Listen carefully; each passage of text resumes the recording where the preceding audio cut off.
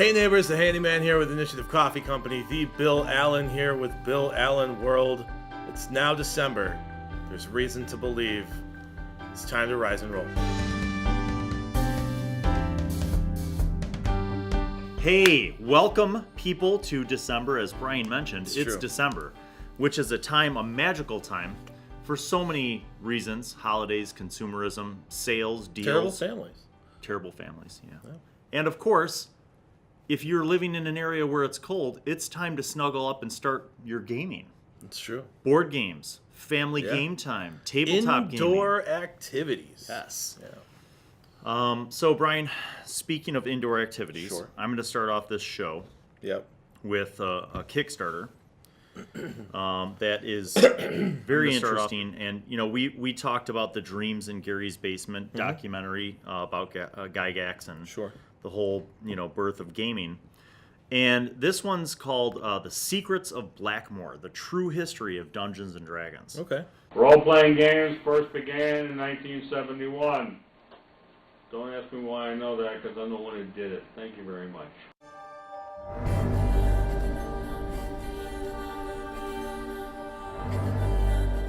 It's the only unopened copy of First Fantasy campaign that exists today. Arneson and Jim Clark come walking into me and they say, "We're going to fight a duel. How do we do it?" I remember the rules and stuff and the things I typed, and I'm going, oh yeah, I remember typing all these percentages and stuff. And as the referee becomes more and more important, you have the kernel of the role-playing game. You got a castle in the middle, there's tunnels. What do you want to do? And that magical, what do you want to do? That's a turning point in my mind. What do you want to do? Our group had gotten into some moderate role-playing with the Napoleonics, with the Civil War, with the medievals, and we just kept doing it.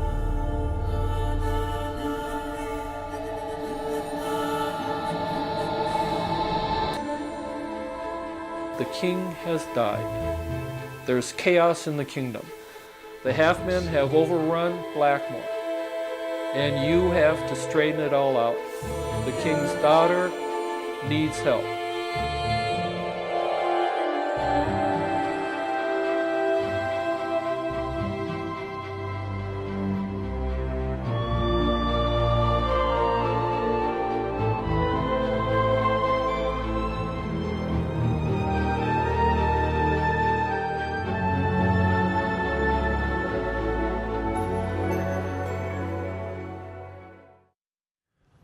Well, Brian, I saw this online. People were sharing it. And the first thing that struck me was like, okay, so Dave Arneson and Gary Gygax basically made D&D, right? There's no doubt that Gygax is the face, right? Sure. He's the Steve Jobs of D&D, and Arneson might well be the Wozniak. Sure. Okay. So what struck me at first was that, like, this is profound stuff. Like, this is amazing history of the game and influences on the game and the whole. I mean, it goes really deep. And I don't want to say they're struggling, but they haven't even met their goal yet. They have 307 backers. They're looking for a $25,000 goal. They're at $14,000. They have 21 days left, so yeah. I mean, that's a lot of time. Right. In terms of Kickstarter, but you know what it is? It brings up this like emotional reaction for me, and that emotional reaction is the Beecher. This is your shout out. Yeah. Hey Beecher.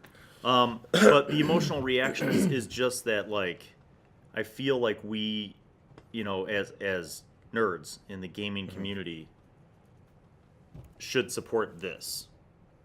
Because this provides insights into the experience that we're enjoying, and it's almost like buying a history book, but maybe also not just buying a history book, but preserving. I look at this in both entertainment and information, but also an archive.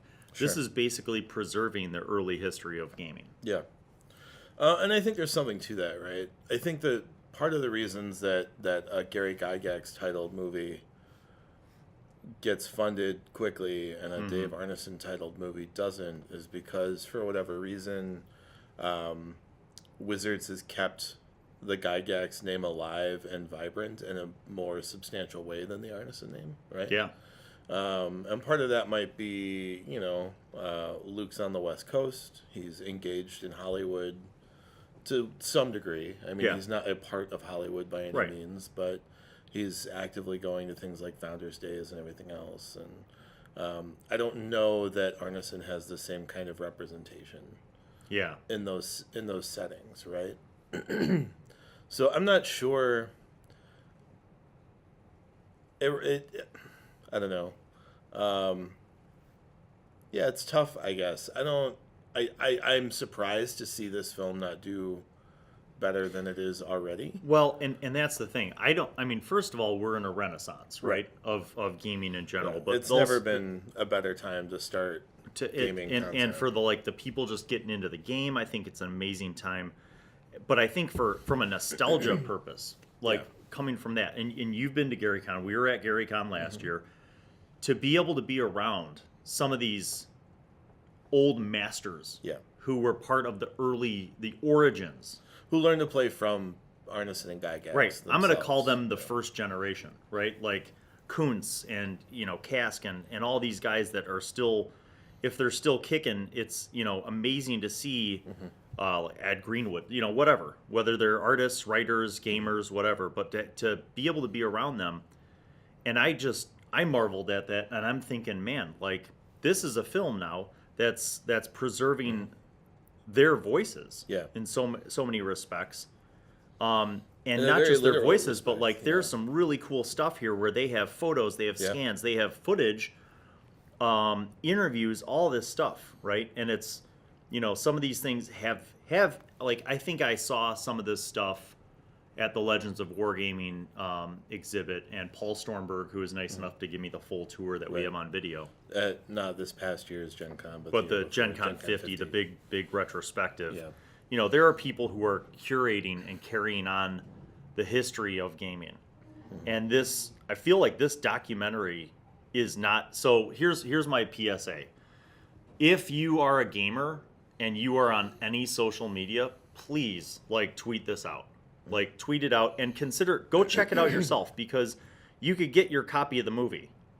So for, I think the basic pledge level is $25 gets you, some swag and the movie. And it goes they have really cool pledge levels too.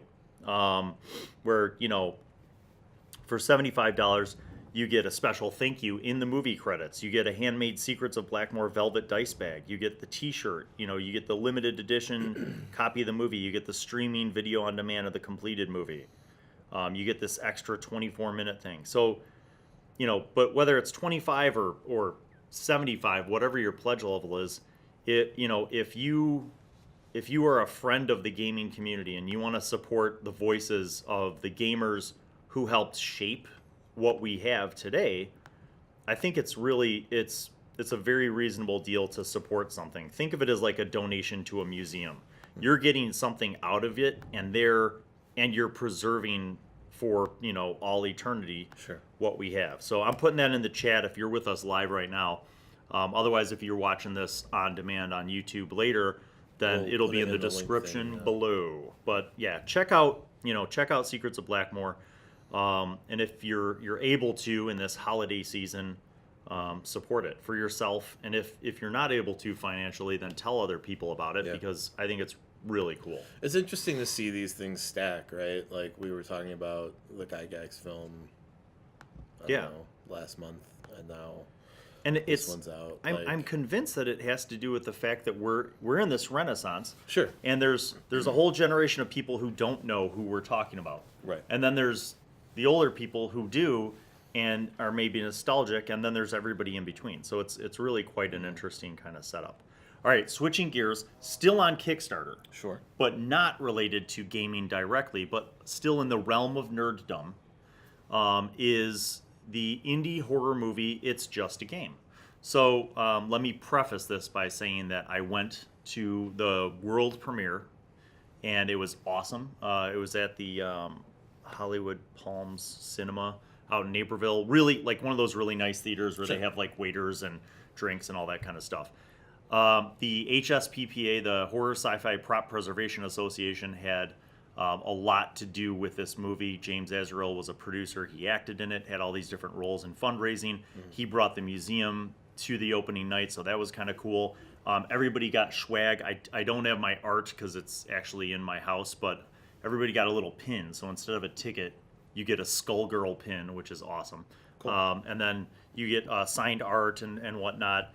And there's a comic book associated with the film that Danny Romero and Uncle Rafi Nieves, among others, worked on and collaborated on making. So kind of a combination between horror and indie filmmaking and comics all kind of coming together with kind of an original spin.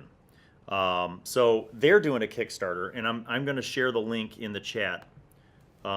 They successfully funded this, but I want to check it out, so I'll show you the Kickstarter they have. So yeah, it's just a game from Daniel Emery Taylor, feature film, psychological, paranormal, horror, thriller. So there's all these cool stretch goals. The comic here, if we look on the yeah, so these are all stretch goals that could be unlocked.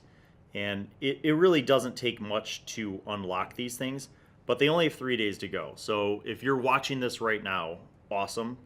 Check it out. There's a lot of different options that you can do to support this. And they obviously want to do it. Kickstarter too.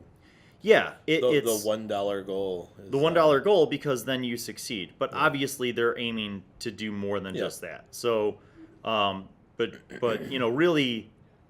So I'll tell you my nerd perspective on this movie was that I felt like I was watching an elaborate campaign of like modern day horror role playing. Like if you took like one of the horror role playing games, like Call of Cthulhu Modern or Cult or one of Monster of the Week, I don't know, but like, and you combined that element with movies.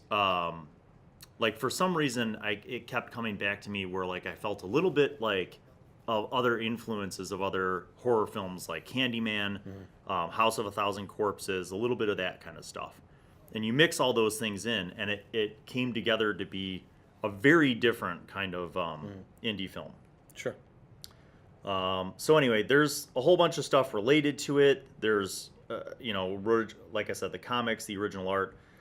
So if you are a fan of indie horror, or you just like supporting local, filmmaking, or if you're a comic book fan and you want to see, this expand, because it could absolutely expand. I saw a lot of potential for, turning it into a series in terms of just the characters. And there's some references and recurring characters and stuff like that too. So, and a little bit of the urban legend vibe.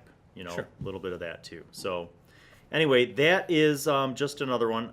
Like I said, I put the link in the chat, and it'll be, if you're watching this on YouTube, it'll be in the description below. By the time you see this on YouTube, it'll probably be too late to support it, but I'm sure there will still be ways to buy the movie as well as the comic. So, all right, so that covers Kickstarter. We are moving on, Brian. While we're talking about history, because we talked about the whole Blackmoor project, Brian brought in some old books. So we're going to talk a little bit today about older editions of games. A lot of people, Brian, invest in books. I'm going to give you as an example, not to make you mad at any companies, but let's say that Brian went out and bought, 40 books of a particular edition. Let's call it 40 books. Let's say 40. Invent a number and call it 40 books at $50 a book, because over he was the course passionate of about 7 years. Yeah, and this game system was passionate, and the game company kept putting out these amazing, high quality, hardbound books with great references and resources to help you, build a rich world, and to give you inspiration. And you've invested, and then a few years later they come out with a whole new game system. and more books. And now, like many of you, you're like, hey, I just spent thousands of dollars or hundreds of dollars on all these old books, and now I got to buy the new books. And then, you know, part of the community fractures, Brian, and they go, well, screw this. I'm not buying, you know, I've invested in 3.0 and 3.5. I'm not going to get 4th edition or 5th edition. Right. Or they say, screw Wizards. I'm selling all my books and I'm going to go over to Pathfinder. Right. You know, so what I guess what we're talking about today is there's an alternative. There's another option. It doesn't have to be the end of the world. Right. You can use those books still. Mm-hmm. You could play in the older edition. I mean, obviously. Sure. Just don't level up to the next thing. The ghost of Gary Gygax is not going to come and take your books away. Right. So. Or you can modify. You could kit bash.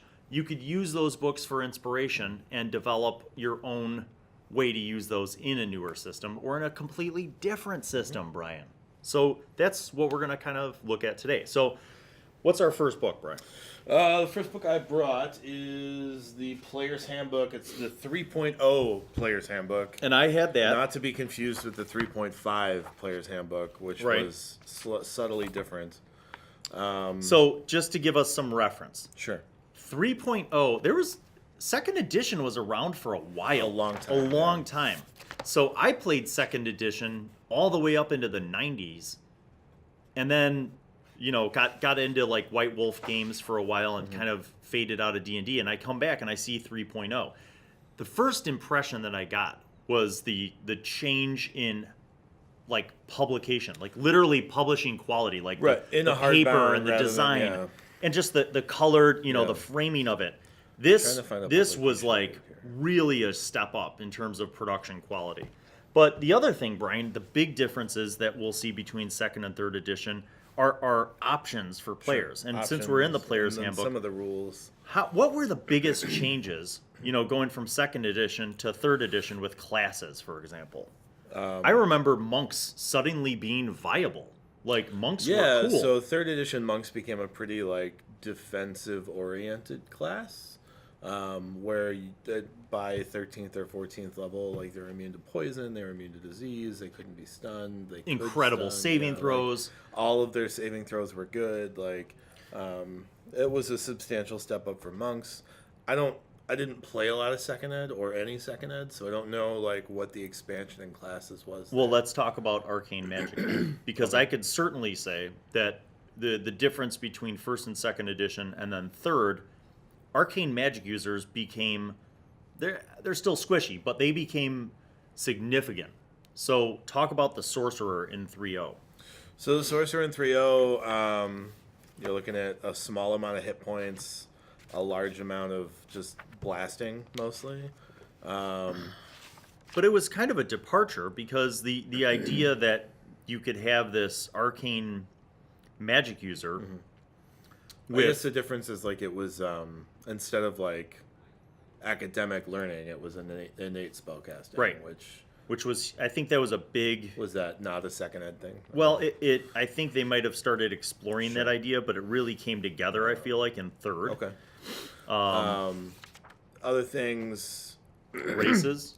There were races that came up in 3rd quite a bit in 3rd. I mean, the onslaught of races really came in 3.5, right? But there were expanded races in 3rd edition. 3rd edition got rid of the THACO system in favor of a positive armor class system rather than a negative armor class system. I mean that in terms of like the numbers, not in terms of my personal opinion of him.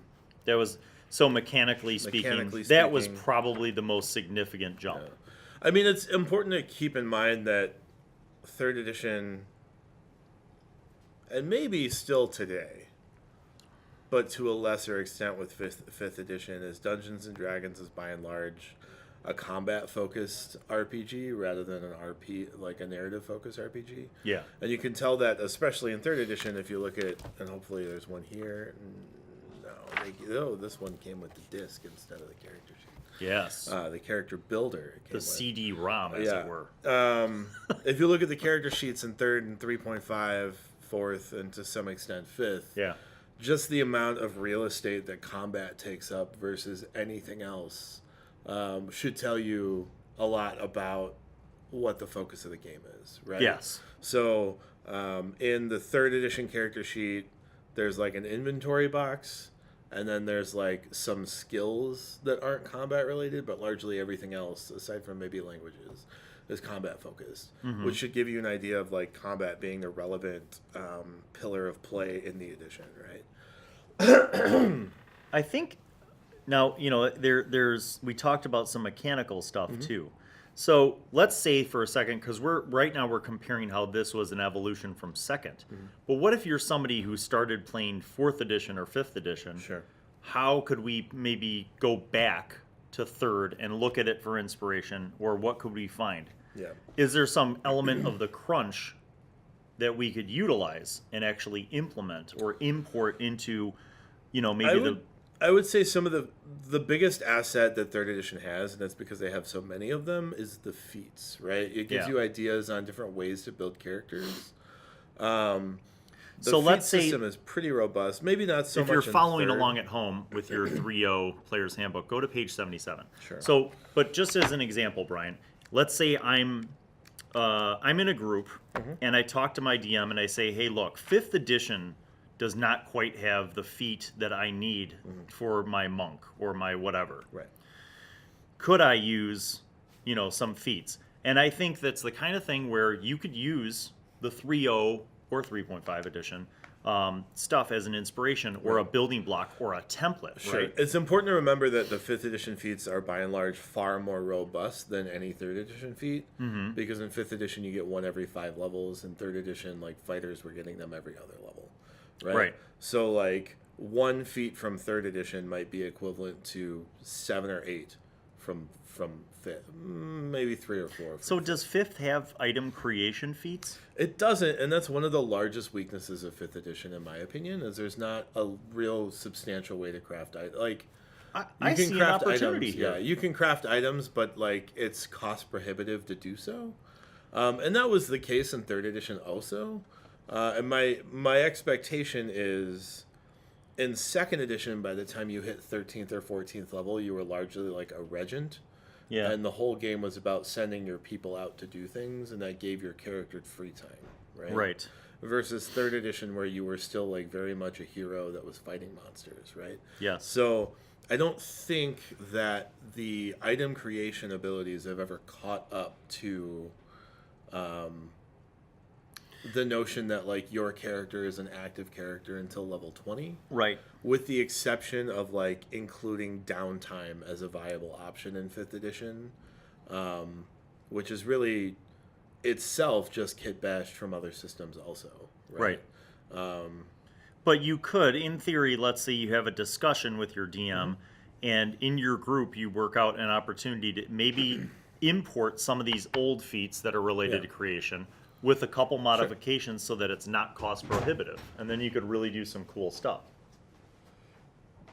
Okay, cool. Thank you. What's another thing that's maybe cool in 3rd edition that they don't focus on a lot in 5th edition? I was thinking about things like just practical adventuring things. You know, like the encumbrance and traveling with terrain. Encumbrance has always been a thing. It's funny because like the players look at dexterity as being the most relevant stat in 5th edition specifically, but those players are also the ones that never deal with encumbrance, right? Yeah. So if you're not going to worry about encumbrance rules, obviously strength is going to be mitigated because one of the main focuses of strength is gone, right? Right. But encumbrance has always been around. I guess some of the other aspects, and this is largely 3rd, and I'm going to loop in 3.5 with it. Yeah. Is in terms of like pre-made monsters, because there were so many more books. Like between 3rd and 3.5, there are 6 monster manuals. Jeez. And at this point in 5th edition, I think there's 3. Yeah. Give or take. Probably like 2 once you account for 2 of them being like halves of the book. Right. But in terms of like DM resources, that's more viable. The feats are here. There's more differentiation in weapons in older systems. So it's not just like all crits are on 20s. Like Curved blades crit on an 18 to 20. Straight blades crit on a 19 to 20. Does 5th have spiked chain? I feel like it doesn't. I don't think it does. Oh my god, Brian, But spiked chain was my favorite weapon in 3rd edition. It was legit because it was a soft reach weapon. Yeah. Now let's have a compare. If you're not familiar with soft reach weapons only hit 10 feet away. Soft reach weapons hit 5 or 10 feet away. Those are whips and spiked chains. Whips are largely. Come on in, Beecher. You could join us for a moment. Everybody, this is Beecher from D&D with high school students. Hey guys. Say hi. Hi, We're everyone. comparing 3rd edition and 5th edition weapons, and in fact, spiked chain isn't in here. So maybe that's something that Maybe that's another thing you can drag. I would over totally import from spiked 3rd chain. edition. Dwarven Urgosh. Yeah. Yeah. Racial weapons were a lot more good relevant call. in 3rd edition. So there were orc axes, there were dwarven weapons, there were elven weapons. Bring it back. Racial weapons are sweet. Yeah. And the idea was like if you played a race that weapon was innate to, you automatically were proficient. So if you played an orc, you'd have an orc or orc double axe. What? I think you just nailed it, dude. Because it's like a curved dagger. There's a ton of things just on the basic melee weapons that like are not in 5th. Sure.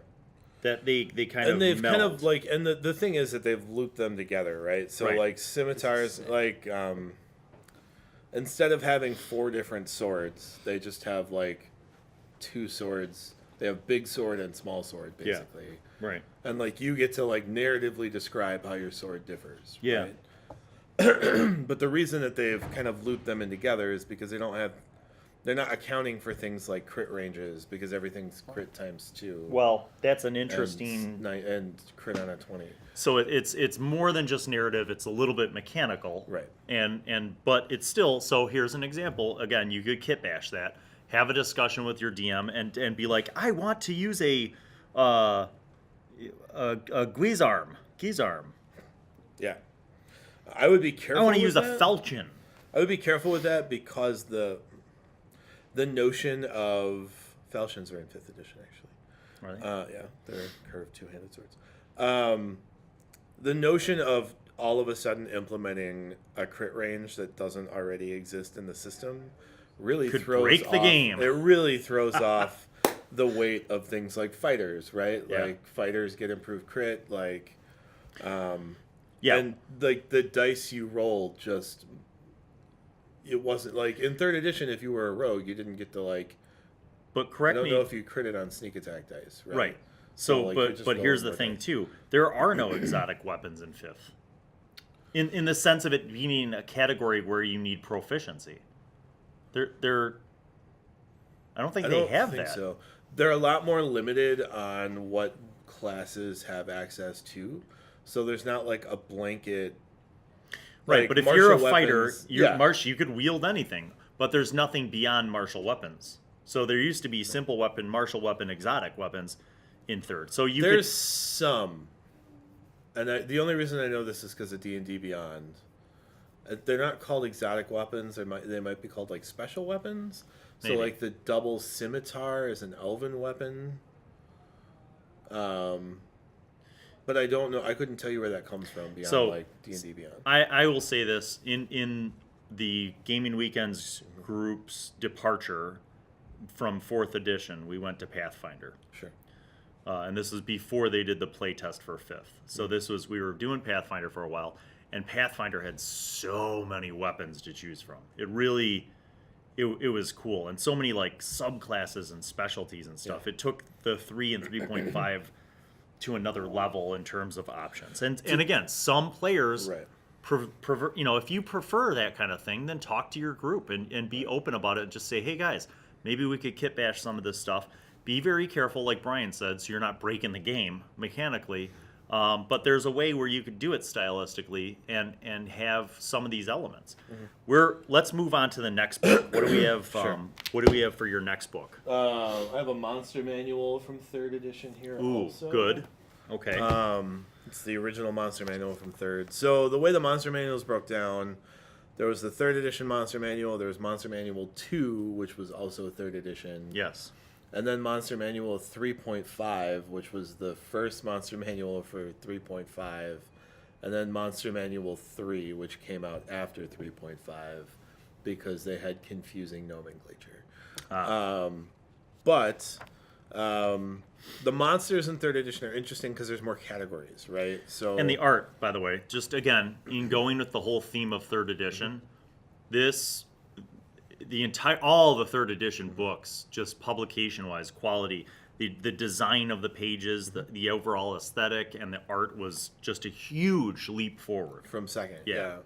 Color, I mean, just everything color. being in color, you know. Everything being hardbound. Well, not everything in 3rd, I guess. What was in your recollection, Brian? What were some of the big things that maybe came with emphasis here in the release of the 3rd edition Monster Manual?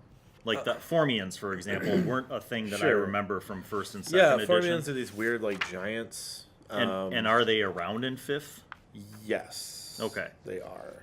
I think I'm going to compare backwards because I don't have a familiarity with 2nd ed. We can backwards compare. So I think, the benefit of 5th edition, or the benefit of 3rd edition over like a 5th edition, right, is that not only did monsters have types, they had subtypes, and there were more of them, right? So like, you might have the type undead, the subtype vampire. Right. You might have the type plant, the subtype undead. You might have like aberration, outsider, like there were 2 types for everything, right? Right. Versus 5th edition where everything is single typed and kind of streamlined. Like magical beasts were a thing versus monstrosities. Like now, if it would have been a magical beast in 3rd edition, it's now just a monstrosity, right? So those are things like. So in like your 3rd edition, hydras. how many pages were the Fomorians? Because in 5th, it's 1. And in 3rd, I feel like they had like an entire Xanathar level. I don't think so. I don't think Fomorians actually show up in the first Monster Manual. I feel like they were up here. Oh, here they are. Oh, they're the other Fomorians. Okay. Oh, those are Formians. Formians, yeah, not Fomorians. Okay. So this is a fun thing that's the difference between Latin and Greek language. Yeah. Actually, is in Greek, Formian is a giant, and in Latin, Formian is an ant. And so that's a linguistic change that you'd know if you took 4 years of Latin. So I'm looking at the 5th edition Fomorian, right, which is a page, but and there's I'm looking at the Formians, 3rd edition, which are Formian, like which are insect ant people. Yeah. And they've is there an changed the equivalent? ant people. What are the ant people called in this? I think they show up in 5th ed, but I can't for the life of me come up with the name of them. Does anybody in chat know? Thrycreen? Yeah. So Thrycreen were a later addition to 3.0 or 3.5 to expand like the insectoid races, I guess. But this is an example of what I'm talking about with typing. Is like Thrycreen in 5th edition are humanoids, versus in 3rd edition where they would have been like insectoid Anthropomorphic kind of. They would have been humanoid insectoid. Yeah. Blah blah blah. Yeah. Like giants could also be outsiders in 3rd edition. Yeah. Yeah. So again, how could somebody who's playing 5th edition retrieve valuable stuff from this 3rd edition monster? So I think we've already talked about building custom monsters, right? Yeah. And I think the benefit of using an older monster manual is to give you inspiration to do just that, right? The benefit of 3.0 is it was all published under the Open Gaming License. Okay. So anything that you create based off content from 3.0 is fair game, right? Awesome. I wouldn't like sell stuff based off of it, right? But you can definitely like, you don't have to worry about like stream, and like Wizards is pretty good about not having to worry about like streaming with their content anyway. But you wouldn't have to worry about it kind of at all because all of this stuff is Open Game License. Yeah. And the reason that they did this and the reason that 3.5 came out so quickly is that 3.0 was used to crowdsource the labor, essentially. Yeah. Which you see shades of in DM's Guild. But the idea was like, let's put out this Open Game License under 3.0 and then see what people are publishing grab that up and then republish under 3.5 without that open gaming license. Right. And to some extent, they do that with DM's Guild. They pay the people who are posting there a little bit better because you can charge what you want. Yeah. But ultimately, like anything you post on DM's Guild becomes the rights and property of Wizards of the Coast. Right. Which, if you're only doing that, that's great. You know, like if you don't care about IP rights because like you're just publishing stuff to make some cash. Yeah. Great. You know. Yeah. Yeah. So. I think it's also interesting just to see that there's a consistent theme here where 3rd edition, you could just apply the word more. There's more mechanics, more options for weapons. To give a frame of reference, at its height, 3.5 was putting out 3 to 4 books a month. Yeah. That's huge. Between $30 and $50 a book versus like 5th edition that puts out 3 books a year. Yeah. Like, I mean, it's substantial, you know, like, and then Pathfinder put out 6 books a month, you know, so, but I don't think the intention, Mighty Meeple, we're talking about kit bashing right now. We're talking about using old systems and kind of incorporating them. Making use of those old books that are collecting dust on your shelf. Yeah, I don't think the intention of 3.5 or really Pathfinder was ever to get people to buy all of them. Like, I don't know that was the goal. Because 3.5 is really good about, like, you know the rules you use, right? Mm-hmm. Like, there's a lot of rules, so there's no time to learn them all. So, like, pick the ones you're going to use, learn them, and then move on, you know? Yeah. And that's, I think it's a pick and choose kind of element. And when you're looking at having a huge collection of books from other editions, you could make a decision to be like, I'm never going to play this edition and sell them off, and somebody will find them at their local half-price books or whatever. Or you keep them for nostalgia and you never open them. Or you do what we're talking about today, which is you keep the books and you actually go back and refer to them. So the last one that Brian brought in today was the 2nd edition DM's Guide. It's AD&D. I'm not really sure how the editions lay out pre 3.0. You'd have to talk to that a little bit. Yeah. I do want to thank the LaGrange Public Library because they have generously given me these books. Yeah. We do a lot of work over there. They are not going to circulate older editions. So they just were going to throw them out otherwise. And they're friends of ours who will be also at LionCon. Yeah. So I think this is the 2nd ed. Yeah, so I will say that in my gaming group, we blended 1st and 2nd together before the term kit bashing existed. We bought the books for 2nd edition. We implemented things, but we would always kind of flip-flop back and forth because I think 1st and 2nd were close enough to be able to play together. I wouldn't say that about 2nd and 3rd. I think it was a way bigger departure. When I think about the value of a DM's Guide, though, from 2nd edition, you can't really look at it for mechanics, but you could look at it for inspiration about world building. And you could look at it for, you know, in terms of influencing maybe or inspiring some ideas about how to create encounters and kind of more the narrative elements. You could use it to create magic items. Yeah, you could definitely look at it for options. For, you know, maybe making some unique magic items. Again, always balance this out. Don't break your game because you're importing some older thing. Also, if you're gonna start kit bashing, feel free to tell your players that you reserve the right to like alter things on the fly. Like, especially if they're asking you to let them do a thing, like they have an idea of what they're gonna do better than you do. Yeah. For sure. And reserve the right to be like, yeah, that's not really a balanced thing for this game. I don't know. Yeah. The benefit of older books, and I'm going to use 3.5 because it's the collection of an abhorrent amount of books that I have. Yes. The benefit of books from older systems is that because 3.5 put out 3 books a month for 5 years, there's a wealth of stuff there that's just not available in 5th ed. Right.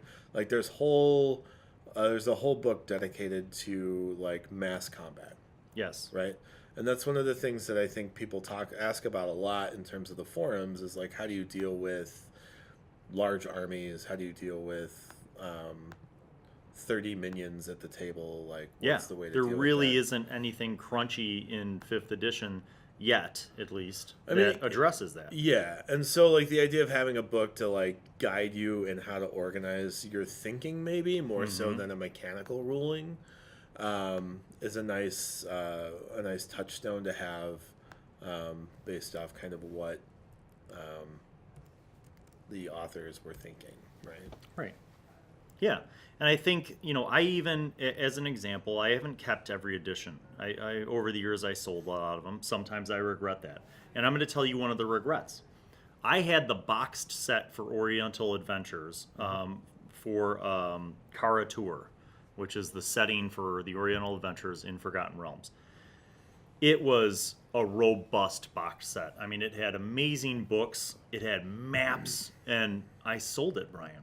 Like in the 90s, I sold it because I was like, I'll never play this. But and Bill, I probably you hoard so many things. I know. I probably never would have played it, but what I regret is that I could have used those things in newer editions as inspiration. I could have kitbashed. So I guess the moral of the story is you can get a lot out of these older books. It's up to you to delve into them and find inspiration and find opportunities where you can import some of those ideas, because even though mechanics have changed, a lot of these elements can still be used in newer editions. The new mechanics come from a history of the game, right? 5th edition is not devoid of its history. Right. Yeah. I mean, 4th edition might have been. But, yeah. So we're going to do Monster Monday, Brian. Okay. And you know how, if you're one of the fans of the show, you know that what we do for Monster Monday is we randomly find a monster in the monster manual or in a different book, and then we have to create a D&D, encounter. But today we're going to use the 3rd edition monster manual, which I'm a little nervous because I haven't looked at that book since about 1997. So we'll see. Here we go. Beecher, do you want to be the person who flips through and picks the random monster? Can I be? Just say stop. Stop. Oh, wow. Oh, dear God. Frostworms or funguses. Oh, dear God. Frostworm, of course. Or funguses. That could be a game. Of course. Frostworms and fungus. This is your fault. Why is this my fault? You get to create like the coolest encounter. Sorry, I just want to see. You know what? I'm tempted by both. I could come up with something cool. There's a lot either way. I mean, Frostworm is an epic encounter, no matter what. Fungus could be. I feel like fungus, you could be like venturing through the jungle. Should we each do one? I'll let you. It's your book, so Sure. you decide. What do you want to do? I'm Fungus or Frostworm? gonna do fungus. Okay, I'll do Frostworm. Cool. All right, let me just pray to the gods of Arneson and Gygax. Sure. All right, Brian. Fungus. I have the benefit of running a campaign that features a character that is very interested in fungus. Oh yes. Yeah, that's right. I would probably he has a tendency to harvest a lot of fungus. Yes. So I which could be dangerous. Which could be dangerous. I would probably the deeper into the jungles of the glass shores they endeavor, I might give some of the fungi some sentience. Right.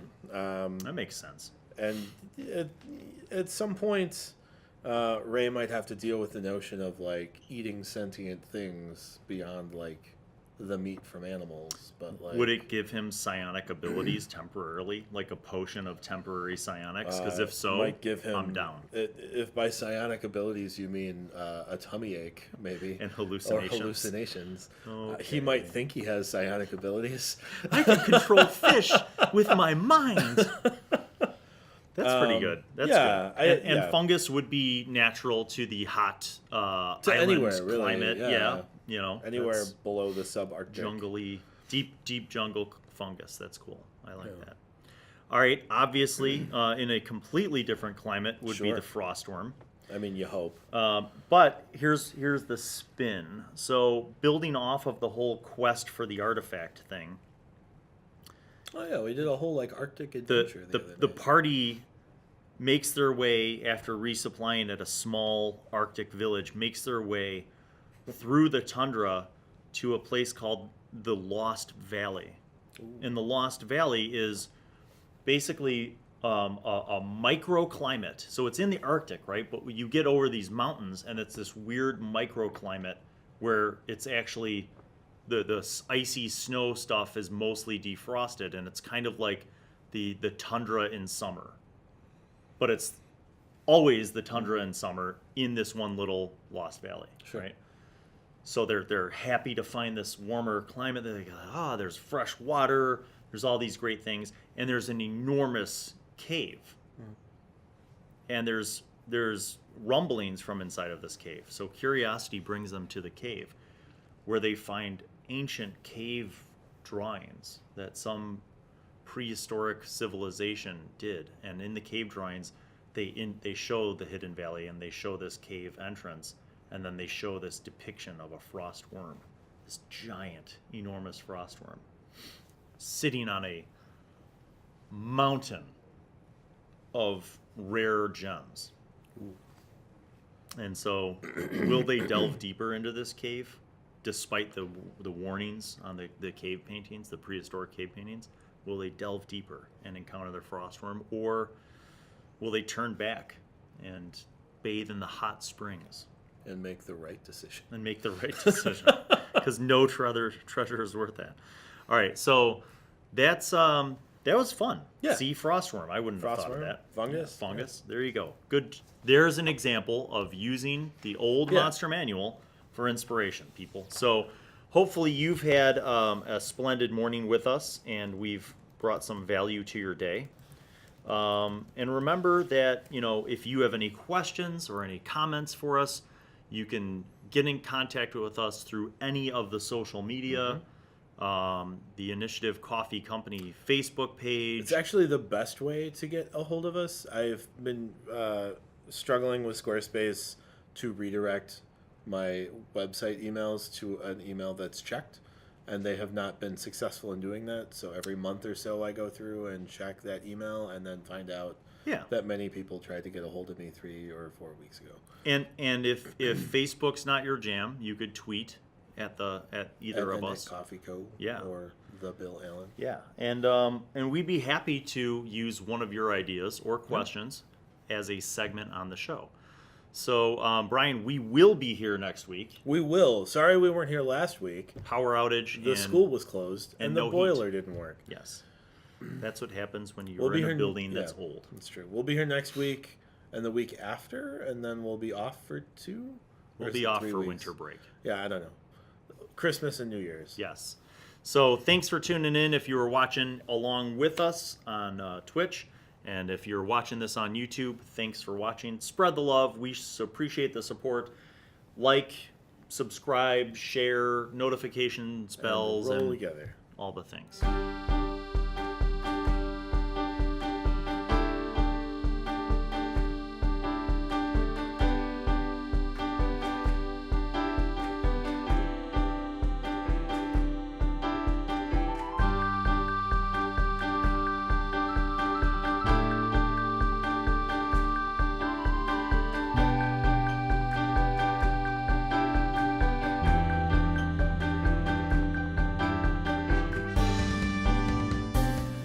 Hey neighbors, thanks for watching our video. Make sure you check out our other videos here and here.